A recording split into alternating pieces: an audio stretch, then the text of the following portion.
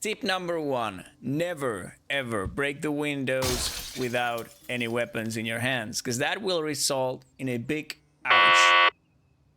Instead of that, always have a weapon in your hands and you will avoid getting a big ouch. One good thing to remember is before jumping through the window, remove the broken glass wearing a tool or a weapon in hand. Tip number 2. You might be wondering how long have you survived, and there's an actual way to find out.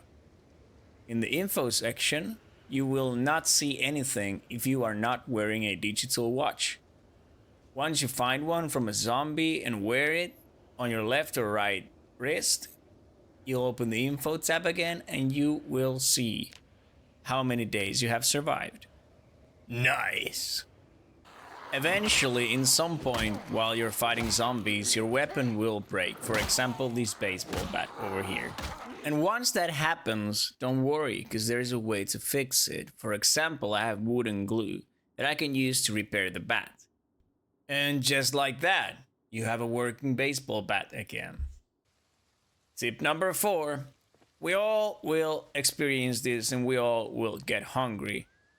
And sometimes we will not have enough food, but not to worry, you don't need to eat the whole item. You can eat just a quarter of the item and satisfy your hunger with that. So you don't need to eat the whole thing, because you will overeat and your weight will gain, and that will have its own minus perks. But this is a thing that you should know, guys. Tip number 5. You can also stand on top of the zombies so they won't be able to get up. You can even sit on top of them if you want to. And why is this important to know? Well, sometimes you will get into a fight with several zombies. For example, in this case, I can just stand on top of the other one and fight the other one, because the one on the floor can't move anymore. Tip number 6. When you're being chased by zombies and you don't have any weird settings for sprinters, you don't actually need to run, because the zombies will be unable to catch you. And you will avoid getting tired, and you can use that sprint in a situation where you need to actually, for example, cross a large fence to block the zombies. So never run while being chased if you don't have sprinters.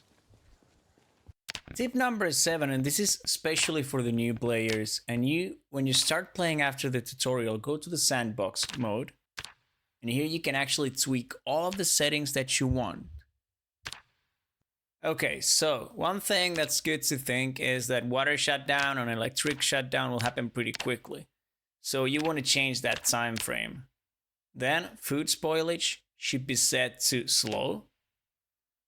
Usually people play with 0 respawn for loot, but in this case, if you are new, I recommend to put this at least to a month.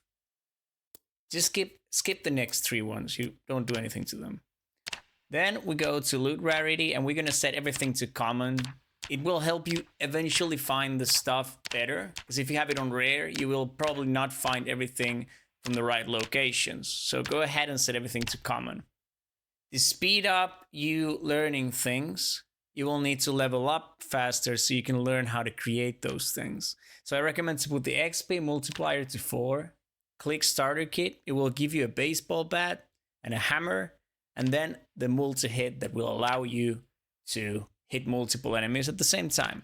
The map is massive, we all know that, but if you don't want to have a super hardcore gaming session, you can just select any of these. All known in start is great, you'll see the whole map, and the mini map is also great because you don't need to open the full map all the time.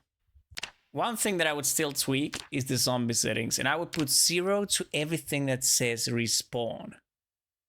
So that way the zombies won't respawn and you'll be able to clear out areas and have a peaceful area.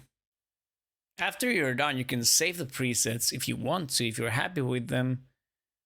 And you can use them in any other gaming session that you start on the sandbox mod. Thank you for watching the video and see you the next time.